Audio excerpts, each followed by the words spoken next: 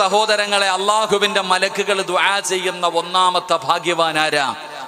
അള്ളാഹുവിന്റെ മലക്കുകളുടെ ദുആ കിട്ടുന്ന ഒന്നാമത്തെ ഭാഗ്യവാനാരാ? അള്ളാഹുവിന്റെ പ്രവാചകൻ സല്ലല്ലാഹു അലൈഹി വസല്ലമ തങ്ങൾ പ്രവാചകൻ അവിടെന്ന് പറയുകയാണ്, അള്ളാഹുവിന്റെ വിശുദ്ധമായ ഖുർആൻ അവിടെന്ന് പറയുകയാ, അള്ളാഹുവിന്റെ മലക്കുകൾ ദുആ ചെയ്യുന്ന ഈ സദസ്സിലിരിക്കുന്ന ഭാഗ്യവാൻ ആരെന്നറിയുമോ?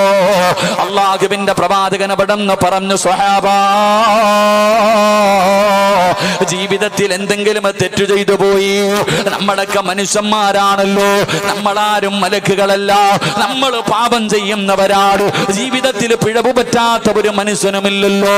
അല്ലാഹുവേ, ജീവിതത്തിലെ സാഹചര്യത്തിന്റെ സമ്മർദ്ദം കാരണം നമ്മൾ എന്തെങ്കിലും ഒരു തെറ്റ് ചെയ്തു പോയാൽ, ചെയ്തു പോയ തെറ്റ് പടച്ചവനോട് ഏറ്റുപറഞ്ഞു കഴിഞ്ഞാൽ, കള്ള് കുടിച്ചവരുണ്ടല്ലോ, വ്യഭിചരിച്ചവരുണ്ടല്ലോ, പലിശ തിന്നവരുണ്ടല്ലോ, നിസ്കരിക്കാത്തവരുണ്ടല്ലോ, അല്ലാഹുവിനെ മറന്നുകൊണ്ട് നടക്കുന്നവരുണ്ടല്ലോ, അഹങ്കാരത്തോടെ നടക്കുന്നവരുണ്ടല്ലോ. ജീവിതത്തിൽ വന്നുപോയ ഒരു തെറ്റ് മനസ്സിലാക്കിയിട്ട് ആ തെറ്റ് പടച്ച റബ്ബിനോട് ആരെങ്കിലും ഏറ്റുപറഞ്ഞാൽ